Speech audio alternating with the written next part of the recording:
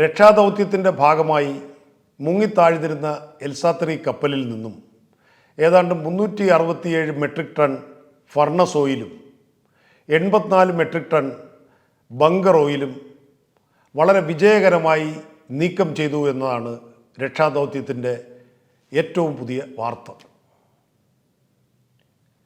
ഇതിലൊരു കാര്യം ചൂണ്ടിക്കാണിക്കാനുള്ളത്, ഈ നീക്കം ചെയ്ത ഓയിൽ, ഡീസലും എവിടെ?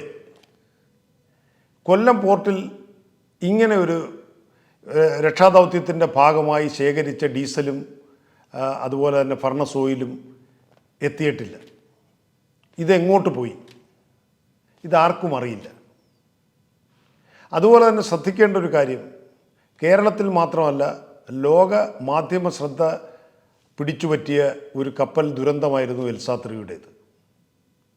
അറബിക്കടലിൽ 1-2 ദിവസമെടുത്ത് ചരിഞ്ഞ് മുങ്ങിത്താഴുന്ന ഈ കപ്പലിൻ്റെ ദൃശ്യങ്ങളും വാർത്തകളും ലോകത്തുള്ള എല്ലാ മാധ്യമങ്ങളിലും, പ്രത്യേകിച്ച് ദൃശ്യമാധ്യമങ്ങളിൽ വലിയൊരു സംഭവമായിരുന്നു. എന്നാൽ ഈ മുങ്ങിത്താഴ്ന്നിരുന്ന കപ്പലിൽ നിന്നും വിജയകരമായി പുറത്തെടുത്ത സാൽവേജിൻ്റെ ഭാഗമായി, രക്ഷാദൗത്യത്തിൻ്റെ ഭാഗമായി പുറത്തെടുത്ത ബങ്കർ ഓയിലും ഫർണസ് ഓയിലും എങ്ങോട്ട് പോയി എന്ന് ആർക്കും അറിയില്ല.